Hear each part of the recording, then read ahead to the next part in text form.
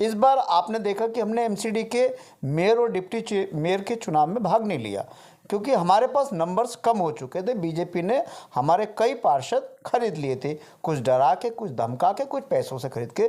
जो बीजेपी पूरे देश में नंगा खेल करती है सत्ता को हथियाने का, एमएलए खरीदती है, एमपी खरीदती है, दिल्ली में पार्षद भी खरीद लिए, तो कुछ लोग चले गए। लेकिन सर इस बार आज का भी जो एपिसोड हुआ है, आज भी इस एपिसोड के पीछे भारतीय जनता पार्टी है, क्योंकि अभी स्टैंडिंग कमेटी का चुनाव होना है, अभी जोन का चुनाव होना है। पिछली बार हमारे पास 5 जोन थे।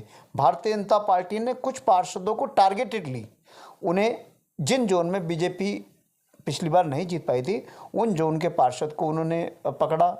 इस तरीके से जो मूवमेंट करी है, ये पार्षदों ने कोई अलग पार्टी नहीं बनाई, ये बीजेपी ने ही इन स्क्रिप्ट लिखी। बीजेपी के दिल्ली हेड ऑफिस से एक स्क्रिप्ट लिखी, उस स्क्रिप्ट पे चल के इन लोगों ने काम करा। तो बीजेपी में तो गए नहीं, आपसे बगावत करके नई पार्टी बना दिया, तो आपको क्यों लग रहा है कि बीजेपी में नहीं, ये पूरी की पूरी स्क्रिप्ट बीजेपी ने लिखी हुई है। ये सारे के सारे पार्षद बीजेपी के संपर्क में थे, क्योंकि मेयर के चुनाव में इन लोगों को एंटी पार्टी वोट करनी थी। मेयर का चुनाव हम लड़े नहीं, इसलिए इनकी वो हसरत रह गई।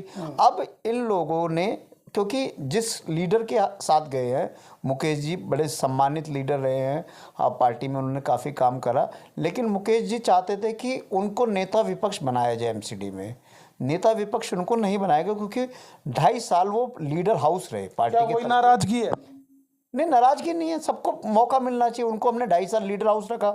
मुकेश गोयल जी 2.5 साल आम आदमी पार्टी के नेता सदन रहे, और उसके बाद अब सारे पद एक ही पार्षद को नहीं मिलेंगे, और भी तो लोग हैं, और भी तो डिजर्विंग लोग हैं।